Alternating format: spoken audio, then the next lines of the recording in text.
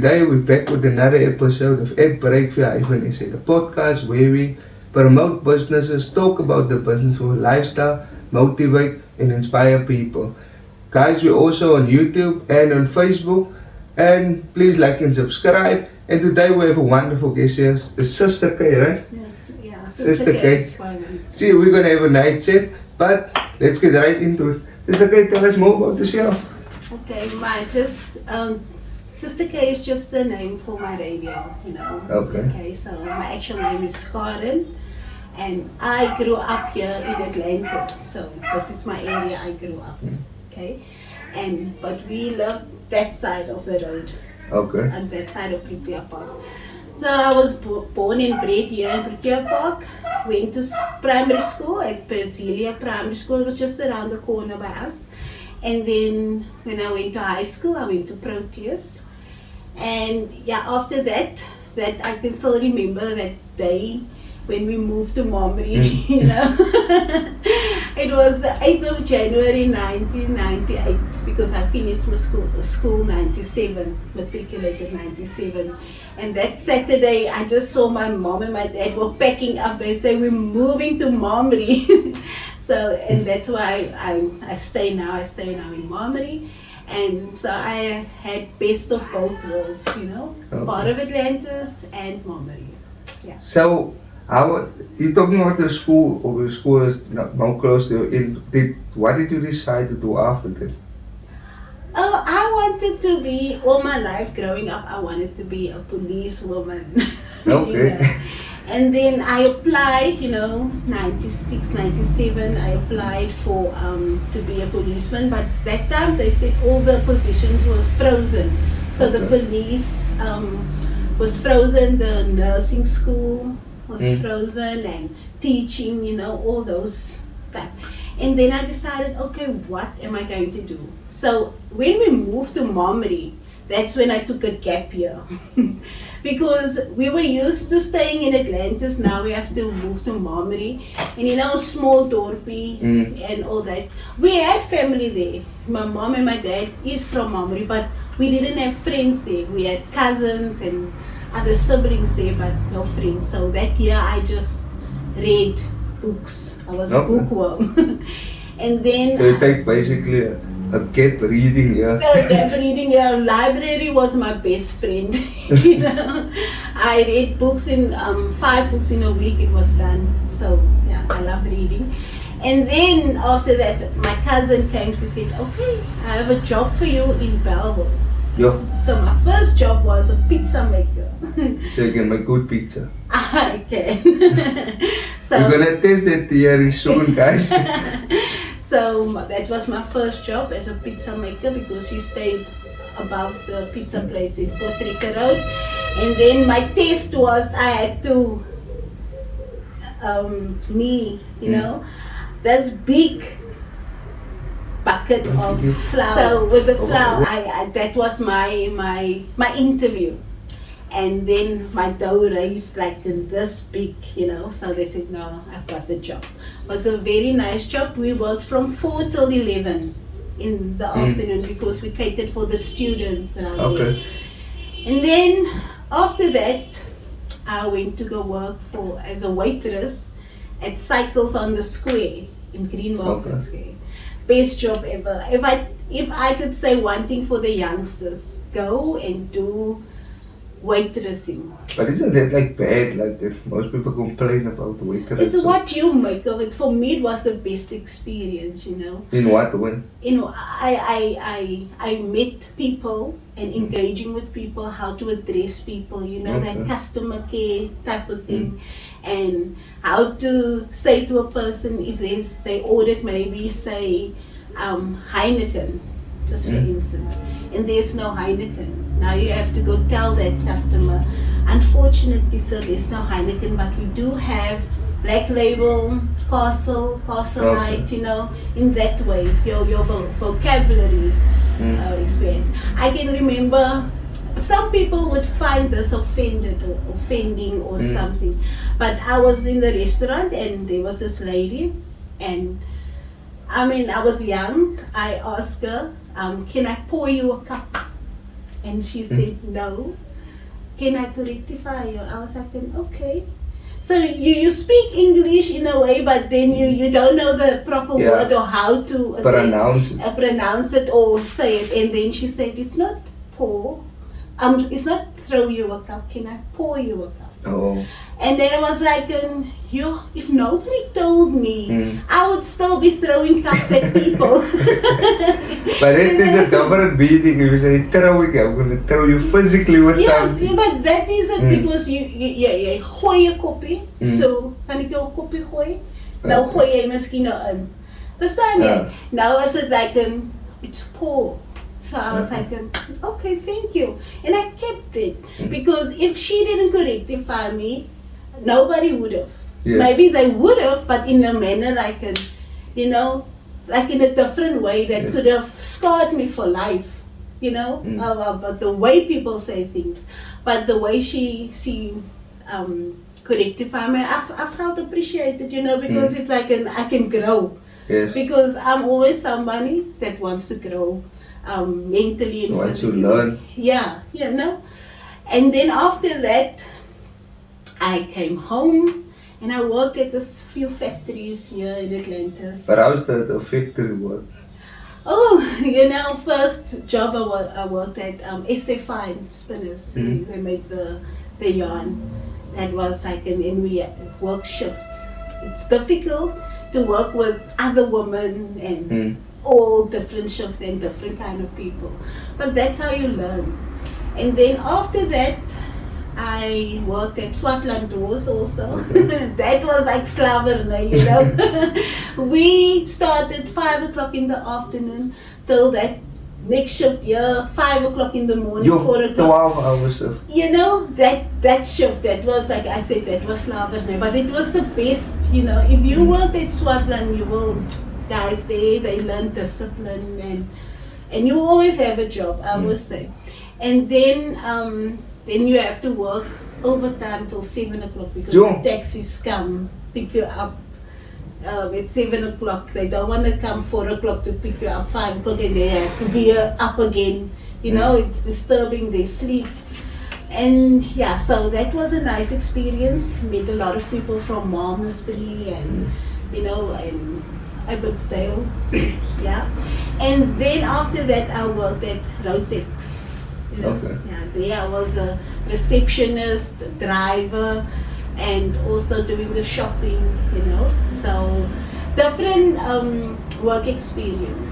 So I don't have a business yet, but I am just talking about my work experience. Because I want to also know, like, was there ever a worst day your working experience that you can remember that stands out? Yeah, the worst was for me. One of my bosses, they had 20/20 eye vision, and I had to be his eyes in the factory. What is 20/20 eye vision? So 20 is 20%. He could only see 20% out of the right eye and 20% out of the left eye. So altogether 40%. Yeah. So I was his eyes in the factory. And the worst thing is, people do wrong. And if you know what your position is in the job, so now you have to tell the person what's going on. Now the one party feels like you pimping. Telling on them. That is most a regular thing in the workplace. You're telling, but you're not supposed to do that. Yes.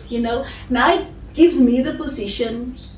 I relate, not to relate, because if I not tell, you might go out of a job. You may be the only breadwinner. Yes. And I'm taking your job, but you're doing wrong, And then this side, he knows I'm not also telling. You can feel. And it made me feel like very uncomfortable to be in that position. And I felt unhappy because right is right and wrong is wrong. But that is what I feel in the workplace that people don't understand. Okay, you get people who wants to kiss to the bosses and be with them and just try to get a level up. But if you do wrong, you need to address it, because what only that small thing can maybe make a huge accident happen, Yeah. and then you the person that in your case you're supposed to report it, but you didn't do it, and then at the end of the day you're gonna get fired, and your bread on the table is gonna be, and it is where people don't understand the differences. Yeah. So that was the worst day. But for me, I'm always a outgoing person. I have the same mood every day. When I wake Okay. up, I'm the same. There's never like I'm like this. When I wake up and I need to do something, I'm there. I'm a morning person, afternoon person, evening person, all day person. I want to know what is the best lesson you learned in the workplace. Best lesson: never make your work friends your home friends. Oh, this is the second time I listened. I someone answered like that because I get it what to say, because mostly when you go to work then they still think we're at home, we are friends, and then they somehow tell it to everyone what is happening in your house. Yeah. Yo, that is bad, man. It's not bad, but it means they get into that comfort where they think, okay, what I do at my house, that's my private. That's how I live there. Yeah. When I'm in a factory at my workplace, I'm different. You're still the same, but you can't do stuff like what you do at home. You're more professional. And more professional, because that's your workplace. You spend most of your time with your fellow workers. So they're your family. Yes. 8 hours you spend with them every day. Yeah. The few hours you come home, you spend with your family. So they get into that, I know you because I come to your house, and that's like the biggest lesson my brother told me. Never make your work colleagues your home. Yeah. I think that is quite a good lesson. Okay, sometimes you meet one or two friends that they become like lifetime friends, where you guys go through a journey together, but it started at work. But then you get people who also want to stab in the back and do stuff like that. Yeah. But since you moved from the workplace, you went into cultural tours. Now, I first went into nature conservation. Okay. So I was a para-ecologist employed by SANBI, as a South African National Biodiversity Institute, where we were like basic botanists, Okay. plant identification. We went from here to Timbuktu, not really, but from here to all the places there was endangered plants, Okay. species that was on the verge of extinction. So we went out and we collected data, seeds, and photos, and also we monitored. So we took coordinates. Yes. And to know exactly where we will find it the next year, and we record all those things. And I met wonderful people, my colleagues. We were 4. So the one was from Malmesbury, I was from Mombury, the one was from Riverlands, and the other one was from town. So we were four girls, and our mentor, he was a male, but he was the best mentor even. But we had road trips. I always dreamed when I was younger. I said I would like to have a road trip, Neisner route, Yes. garden route, with my cousins, and we would all get into this Beetle. That, everyone dreamed of a Beetle car, and we would drive from this place, from Somerset West onwards, till we get to Neisner, till we get to Mossel Bay, wherever. And then we would just crash there, sleep, and we drive to the next town. But unfortunately, it didn't happen with my cousins, but it happened with my work colleagues. We drove from Kirstenbosch. Every day for 2 weeks, we stopped, we monitored the plants, we looked for the plants, we took pictures, up until Grahamstown. Yep. We drove. And then Grahamstown, we had a workshop, and all the other basic botanists were introduced, and with that I also did environmental education. Okay. We went to different schools. We did environmental education. So how I got this job, I was like an unemployed for just for a few months or so, and then I did land care camps with schools. So we took them to the fossil park, and there was a village, green village it was called. So what we did with the kids, we made vegetable gardens for the community and alien clearing, and we did all those stuff, and that's how I got this job as a para-ecologist. And there we took the kids to the fossil park, you know. Do you know the fossil park in No. London? Haven't you been there? I wasn't there yet. Okay, I must take you for a tour. And then they took the kids to the fossil park, and there they found fossils in their habitat where they were found. So they were just talking, showing other tour guides. And one day I was like standing, not the tour guide, standing there, and I said, I would like to do this. I just said it. Okay. And after that, after the contract ended at Sandy, and then I went to work for Cape Nature. Okay. So with this experience I've got, and then I worked for Cape Nature as a supervisor. So we did fire breaks, alien clearing, environmental education. We did ocean pollution, took that out, and even surveys of the limpets in the ocean, all the different shells and mussels and all that. So yeah, I worked for Cape Nature for... Just the point on that, why I say Cape Nature, no? Because most people think the environment is not so important, but you have the different experience. Can you a little bit elaborate on that, like how important to keep the environment clean and to keep people educated on the environment? Well, as you can see, how the weather, the climate is changing, you know. So it's very important. So we contribute to the pollution in a way. So the plastic is a major big problem, especially for the ocean. If you look at videos on YouTube and see the ocean pollution, the danger it is for the species that live in the ocean, you know. So once they think it's something to eat, and then they eat it. So they eat it, it's stuck. They can't digest it. So that's when they die. You see all the birds picking up these cigarette butts and cool drink lids and all this plastic stuff. So they think it's something they could eat. But at the end of the day, they can't digest, and it's stuck in their tummy, and then they can't breathe, and then they die. So it's very important to not be part of pollution.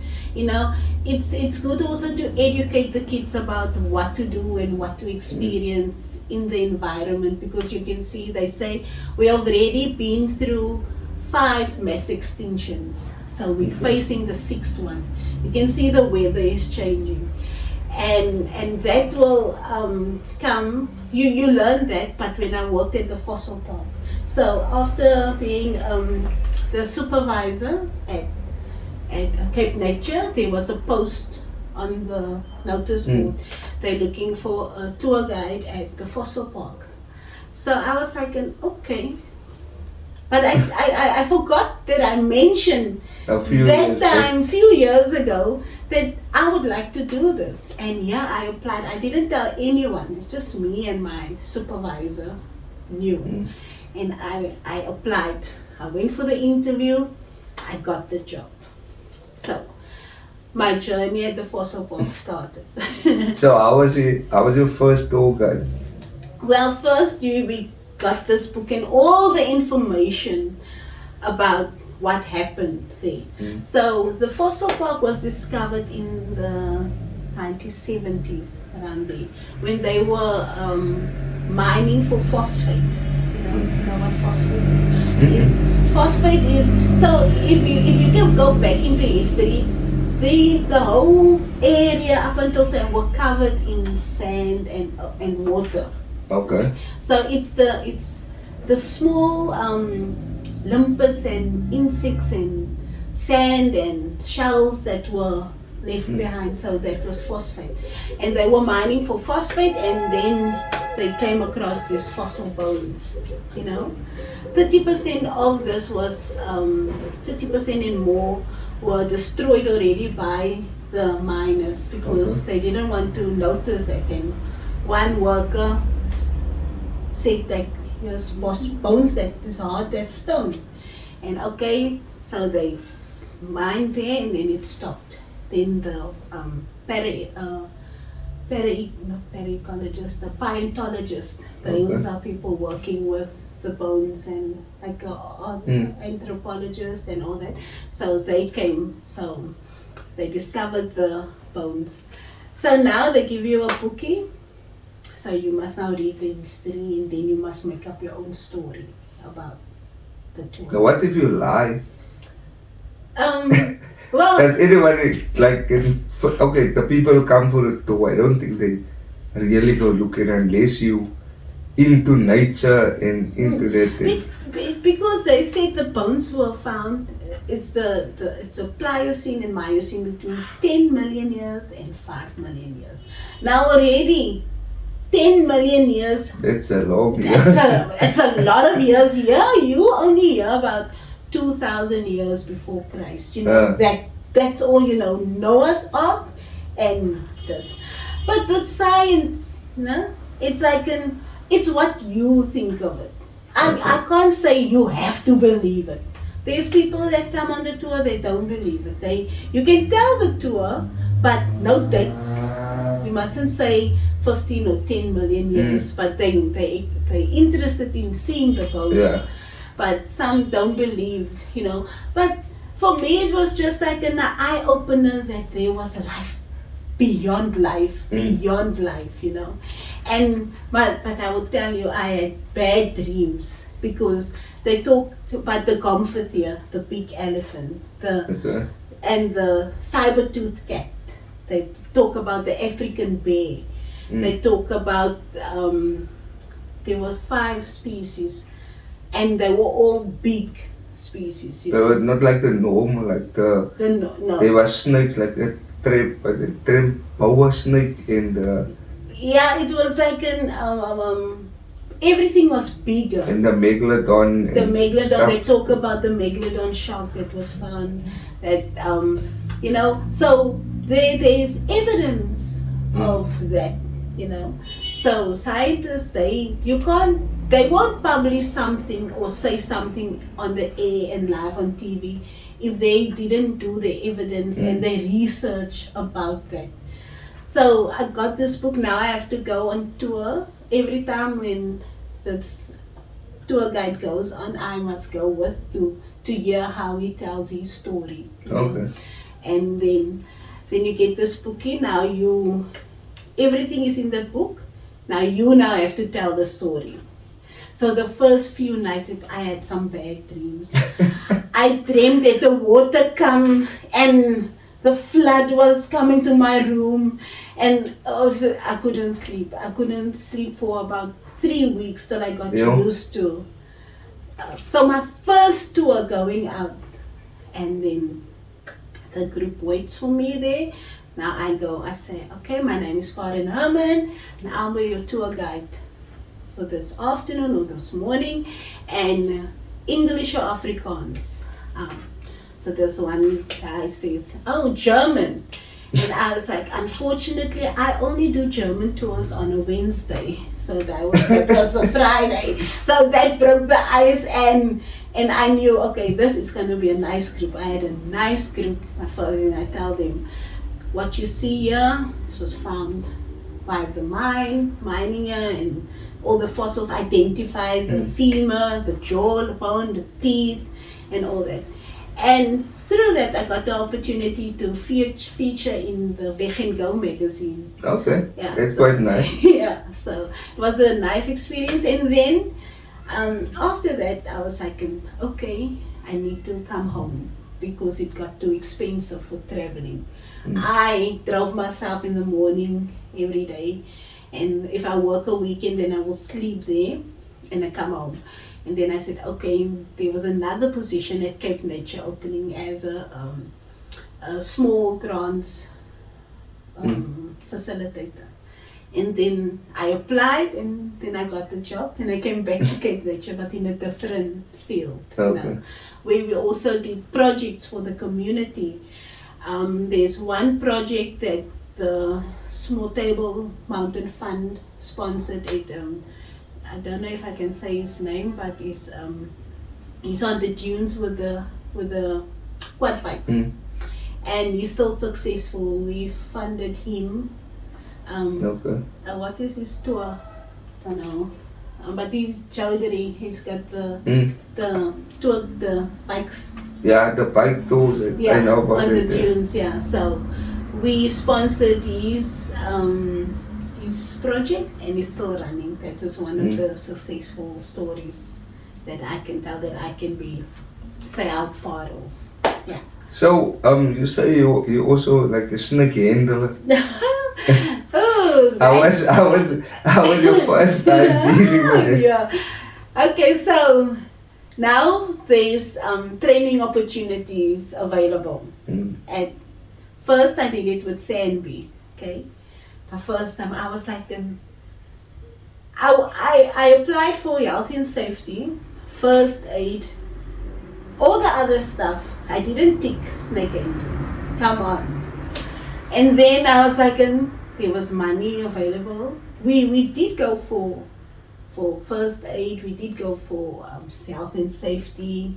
All that. There's brass cutter training, chainsaw training, herbicide training. All those. I ticked all those. Just Except the snake handler. none.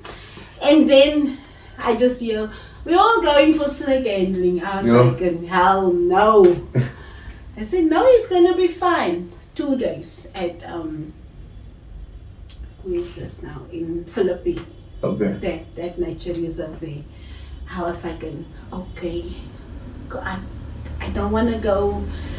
Okay, they said, come, it's going to be nice. Everyone is like, okay. Yeah. But what the question is, what snakes is available there? Or what snakes did you guys train with? We trained with the puff adder, Okay. the Cape Cobra, the mole snake, and the bone slug. Those were the 4 snakes, because those are the 4 common snakes here in around us. Out of them, what is the dangerous ones? Everyone. Yeah? Besides the mole snake. Yeah, he just bites you. That's all no, he do. you don't. What he does, his jaw unlocks. So what he does, he makes mincemeat of that mole. So if he grabs hold of your hand, he will grind you. That's his purpose is. So the mole, once his jaw unlock, you get the mole and you will grind that mole. So if you look at it, it's based on a pit bull. With a pit bull, if you bite you, it just locks it. And then he will grind you like that. So, and we learned what I now appreciate of that is like, and we learn the differences between the snakes. Which one is which? The mole snake has a small head. Okay. So the Cape Cobra, he is neurotoxic. So his venom will attack your breathing system. Okay. So everything, you will get excited, and they teach you the identification of the snakes. So the Cape Cobra, you make his hood like this. That's the sign. Immediately when you get up, Cape Cobra. Then there was a puff adder. Puff adder, they are very lazy snakes. They're cytotoxic, their venom. So cytotoxic means they attack your cells. Okay. So once he bitten you or strike you, you get rotten. Your cells will rot, and that's when amputation takes place. So you say if that snake bites you, you can literally chop your end off. Just to save yourself. To save yourself, because you will attack your cells and it will get dark, it will kill the cells. So his venom is cytotoxic. And then the boomslang is like a long yellow or green with human-like eyes. That's how you identify him. So his eyes is big, like they say, human-like eyes. So he's hemotoxic.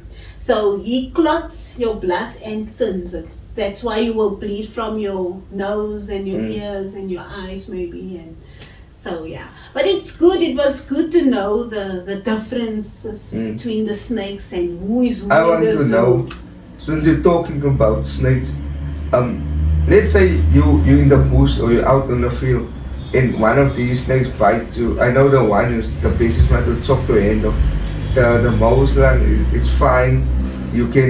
I think you can just not kill him, but there is still a chance you can rub him. It's not, but the other two that's venomous. Is there a way, like I talking about the Cape Cobra and the boomslang and the puff adder? Is there a way to still survive to get to the hospital? Well, what they say, you must act immediately. You can bandage above where he was struck. Oh yeah, so you must bandage. Stop the blood. Just stop from bleeding. First thing, you must keep the patient calm, the person calm. He knows it's just if he say now a Cape Cobra bit you. Now you're gonna be anxious, so that venom spreads quickly through your body. Oh, it's more like keeping or breathing at the pace. And phone the ambulance or the hospital immediately. Don't wait while you're busy with the patient, calming him. Someone must phone immediately. Identify the snake, because they want to know which venom they must give. So identify, say it was a yellow snake. His scales, they look like tiles, on each other, and he was yellow and he made a hood and all those things. But don't wait till you get to the hospital with the patient or think to take him out of the bush and to drive him to the hospital, but phone immediately and give as much information as possible. But and also don't wait there for the ambulance to come. Try and move and get to but don't let the patient move, but lift him up. So keep him calm. That's the main thing. Yeah. But since you've been talking all of this, we all know COVID did hit. So tell us about the experience you guys in the tour sector is when COVID hits you guys. Yeah. So just before COVID hit, while working at the fossil park, tourists came with buses and stuff, and then I was like, how do you do this? I want to be a tour guide. And they said, okay, you can do the course at Livingston Touring Company. And I did my saved up, I did my course, and now I'm a legal South African cultural tour guide. With the badge, nice. You get the badge, and then nobody have your number, you have that number. And the perks of that, you can go to all the historical places for free. That's nice.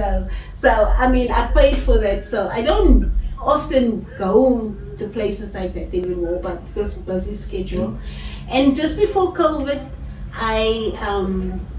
so my contract ended, and then I did register a business as a tour guide. I wanted to do tours, and cultural is like the history of a place, and all that. And then COVID hit, so I must still go check if what I need to do to revive that registration, because I was Z2Z tours, and I'm an adventurous person, so my tour would have been like in culture, wine, adventure, no snakes. No snakes. If there is a snake, then you must just deal with it, And then there was one time I caught a snake in Momri in this lady's house. Before we go to that. So I was on my way from Malmesbury. I was like, they call me, Karen, where are you? I said, no, I'm on my way from Malmesbury. And so they said, there's a snake in this auntie's house. Sure. And we looked for that snake. Now you know your house is full. You have to go, the snake went in, you don't know where it went. It can go into a bag, it can go into a box, it can go into a cupboard, in a drawer, you don't know. So we have to take, you have to take out everything. But it's room by room. But they saw it went to the specific room. Okay, so we just work on that room. And eventually there was this wooden table, cupboard. We couldn't move it. That houses is old houses, Antique houses. Antique. Yes, I think it's in Mamre, some of the houses you will still see the clay. Yes, that's the clay houses, that's antique, and that wood, we can't even push that. But it was a juvenile cobra snake. Eventually, me and Jacques from the city of Cape Town, they came out. And I thought, okay, there is people, and I was the first on the scene, and then I just had to get in there, but we just with the stick, hook, and then we put it in the box, and then, but it was with the juvenile snakes, the cobras, they don't know how to control their venom, and they will strike, because they are rebellious, almost like an. He's a teenager. You just strike. So they don't have control with, but the adult cobras, they will first give you any, if they don't feel danger, they will give you a dry bite, But if there's danger, they will strike, because their venom is very precious to them. So they wouldn't just strike whenever. Yeah. So another thing. It's quite interesting to know. Yeah. So I've learned a lot. My mind changed a lot about snakes, but I still wouldn't out of my way. If there's other people that can handle and do that, why must I not be brave that I can? Well, I'm a snake handler. I can. No ways. I wouldn't. Because I know when it's time when a snake his skin comes off. There's a time he's very agitated. Yeah. And it's very addictive, so that you don't know really what. Yeah. But I always thought the bush is now there. Now, my meditation was, if I go in, there would be just snakes. That's what I thought. But when I looked for plants, there was no snakes. I never came across a snake. There was just this one time we went to Napier. We went to go search for this plant, and this farmer, he plowed there, but that was a special plant growing there. So now we saw this plant, and there was different colors, and then I walked, and I take with my camera, and I walk, and all my colleagues are there, but walking nice, and the twigs are dry. It's dry like this time in Napier. And all of a sudden I just hear, and I stood still. Because the sound is like okay. I looked down, here's my feet, here's the facilitator. I looked at that snake, he moved, they got the severance sign on their backs. And I just saw how the sign moved into the bush. I stood there, and once he was gone, I just saw his little tail, the last of his, I couldn't move. I screamed.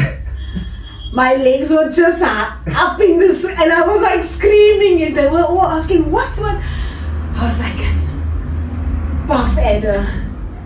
And after that, I never walked alone.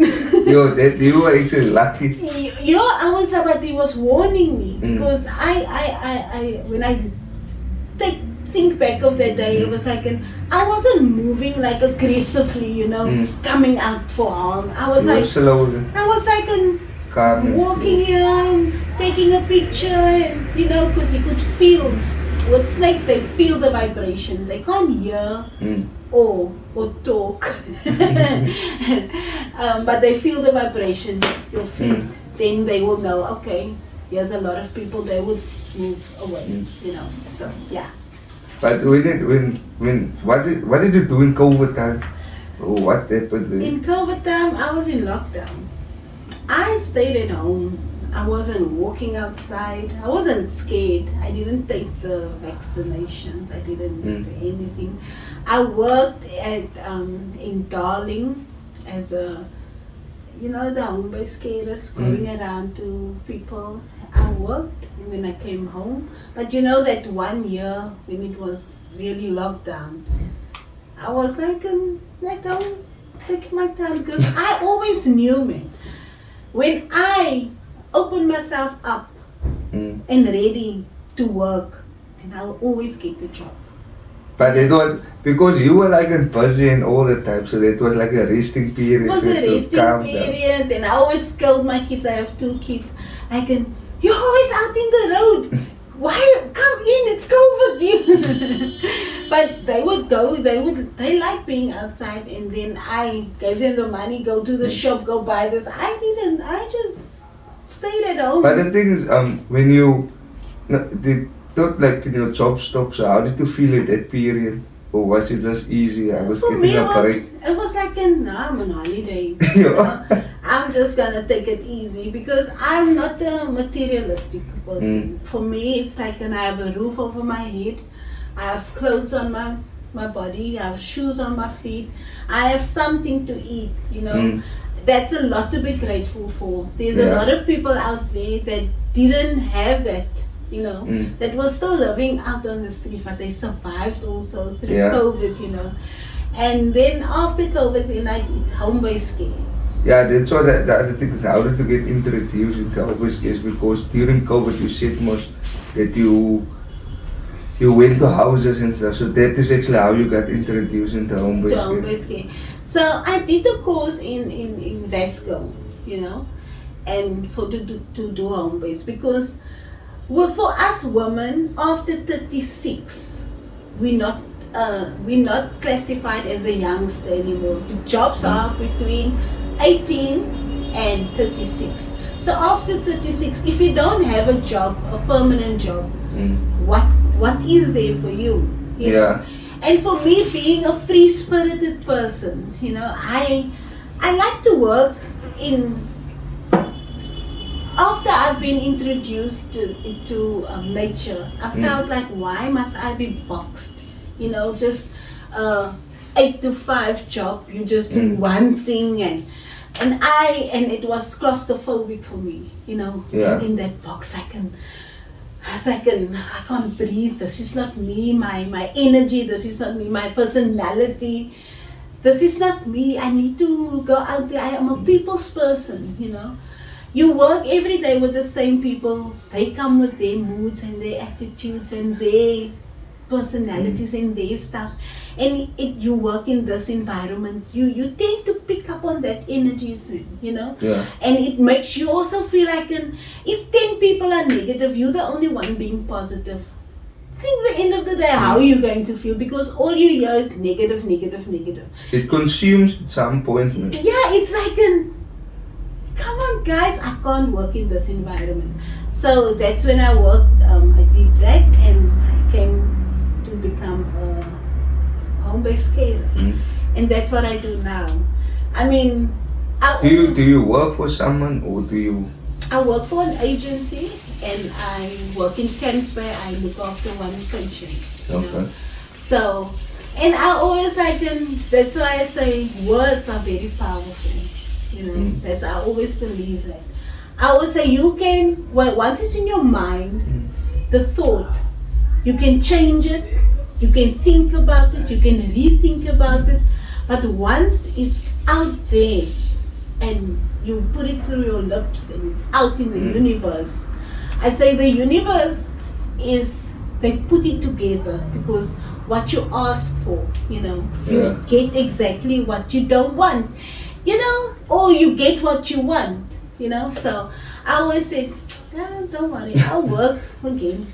Aren't you bored? And I'm relaxing, Taking a break. Taking a break, taking stock of myself, pulling myself towards myself to know what am I prepared for. And with home-based care, I love it. You must have the patience. You must have the empathy. You must be able to read the situation. You mustn't get upset. So for you get different type of patients. So my patient, he's still up and running and going, and he's still alive and kicking. So I have it's not difficult or easy, but it's a nice environment. The other thing is, because I know that's how we actually met on TikTok. Yeah. You also try to be, I don't know if you want to be an influencer, but you're also at a local radio Atlanta station. Yeah. So tell us a bit about that experience, why you decided to go into that thing. Well, when I was Radio Atlanta started when I was standard 8. So I was born before the grades. So grade R and grade 10 en ek is nog by sub A en standard 1 en standard 2, jy weet. So when I was standard 8, Radio Atlantis was introduced. And that time you didn't have the confidence you have now. Okay, it took me 20 years actually to come on radio. Yo, why so long? Because I said I only wanted to do the news. I'm fascinating about news, reading the news. When I was young, there was a news presenter on SABC 1 or 2. Her name was Stinky Pringle. Okay. And she was my anchor, I would sit on the floor when she used to speak and read the news on the TV. I would and that's what I wanted to do. I wanted to do just the news on the radio. And okay, then some of my school friends, because it started at Proteus, most of my peer students, they were on the radio. And my one friend also, he passed away in last year. He also started with the radio, and Alistair Lightburn, them, Hilton van Wyk, all those, Letitia Weaver, she was in my class, and she was the presenters, And then I was like, okay, done with that, didn't worry. And in COVID, when COVID started, then it was my turn, Then my cousin, she did the breakfast show. She said, okay, come with me, and we do the breakfast show. Then I said, okay, why not? And then that's where it started. And I've been, since 2019, I've started there. Just pop in, then do a show like on Monday and a Wednesday and a Friday, or just a Friday. And then I was like, and this is my seat. I'm claiming this is your position. time. This is my time. It is arrived. And well, I haven't looked back. I still love radio. So you're quite busy. And one question is, how do you deal with the work-life balance? Well, so I'm a Libra and I'm balanced, So Libra is all about balancing. For me, it's like in a mindset thing, There's that's how I think. There's 24 hours in a day. You tell me you can't do whatever you want to do in that 24 hours. How can you say, oh, I didn't even get to this? Because some people, we take on too much, okay. So if I decide today I'm just going to sleep. Whoever wants to sleep, I'm going to sleep, because I don't have to, there's nothing I want or need that there's a rush for me to get it. That I have to now work myself to the bone to achieve that. And what's the purpose for that? So for me, it's like I'm doing day to day. Some people say, I can't believe why you do day to day, because tomorrow is not promised for no one. Yesterday is gone and forgotten. You can today, when you have the chance, you can change what was wrong yesterday and improve on that. But we can sit here, I can make plans for tomorrow, but what if tomorrow never comes for me? you know. So I have that type of mindset that I can, there's no rush for anything. You just take it as it comes, you know.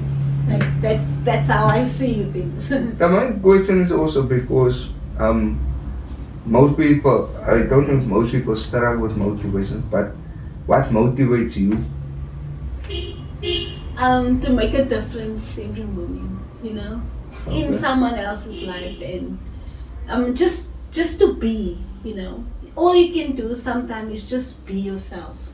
You know, if I wake up in the morning, then first thing I say, thank you God for this new day. So for me, new day, new beginnings, new experiences. I don't know what this day is gonna hold up for me.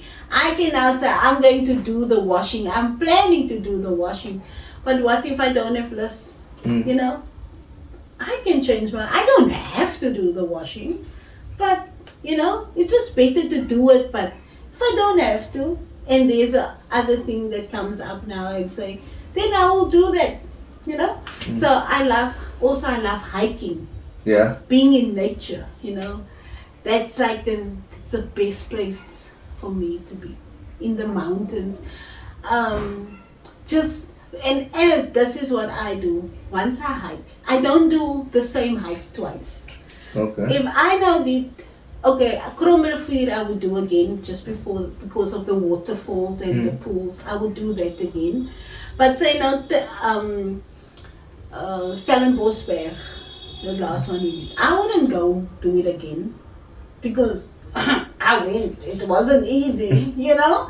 I did it. Why must I not go do it twice, 3 times, 4 times? Once is enough. That one experience is enough. And I hurt my knee on that hike, so it needs to heal, because next hike is now Genadendal, you know, because I want to do that. So I need to heal because it's a new experience, it's a new hike, and new, you know, as I hike, I leave whatever's bothering me, I leave it. Yeah, because that time I used it's a couple of years now, 4 years now, that I've been doing Table Mountain, but only the first one. I'm struggling with it, but for me, because I'm into fitness and stuff, it's like a training I do it. But on the hike, it still teaches you discipline. It teaches you to respect people, because you need to be kind. If you fall down, someone needs to help you. Exactly. So it teaches you a lot of stuff through life that you need to do, and also be morals and values that you still need to keep and still need to do. So that is, for me, that is personally something I want to do. I do it like once a year, and I go back and I just try and till I feel on a level now, but this is where I want to be when I do that. Yeah, they always ask me and then I say it's mind over matter. It is. So last year June we did a Rankieskop. That is like the small Kilimanjaro of South Africa, they say. Okay. So it's twice as high as Table Mountain.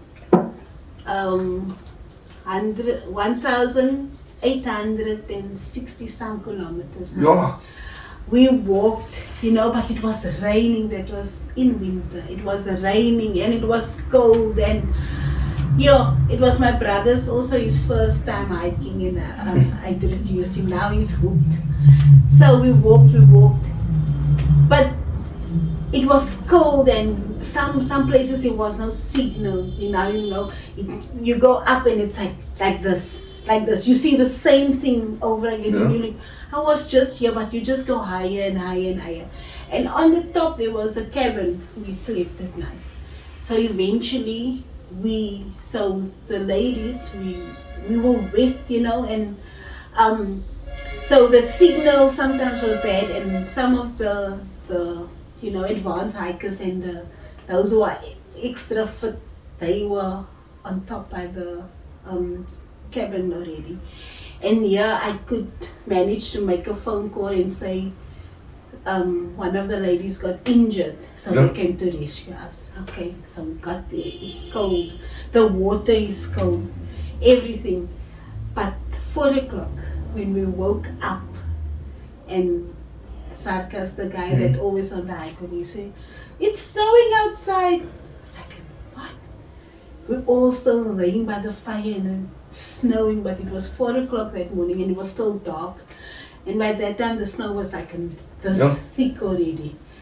And so we waited for the light to come out. We did go out and peek and with the torch, and we couldn't wait for just the light to come out. And snowflakes were falling on our faces. Yeah. That was the best experience ever. We forgot about the injury. We forgot about everything that happened to us on our way getting there.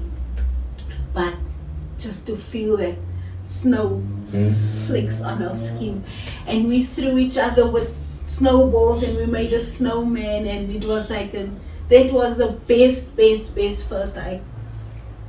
Not first hike, but for me, one of your hikes that stands out. Yeah. And even for my brother going with that day, there was a cancellation, and I asked him if he wanted to join. He immediately said yes. And for him also to experience that, we all want to experience snow somehow. And now I'm done. I don't even want to go to Switzerland or Mount Everest or whatever, just to feel that too, because I experienced it in South Africa. In your homeland. In my homeland, just here by Robertson. So yeah, that's what I do in my free time. I do hikes but yeah, and I would still like to do more adventure tours, like exploring shark cage diving, bungee jumping, skydiving, like that stuff. Jet skiing. I adrenaline. Yeah. Sports basically. Sports based, and the most thing is just to keep fit, and active, because So we come basically to the end of the show. Okay. We normally end up in a positive manner where you need to give some motivational words to youth or young people, just to motivate them.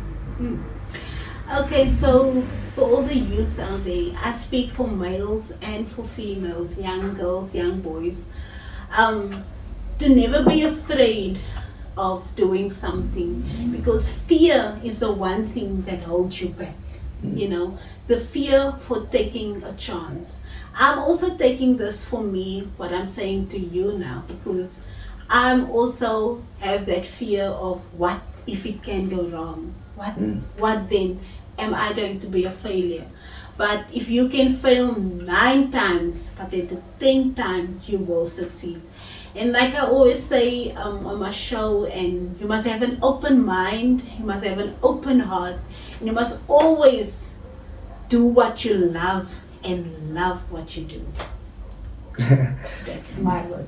Thank you for joining the show. And yeah, guys, thanks for tuning in. We'll see you in the next episode.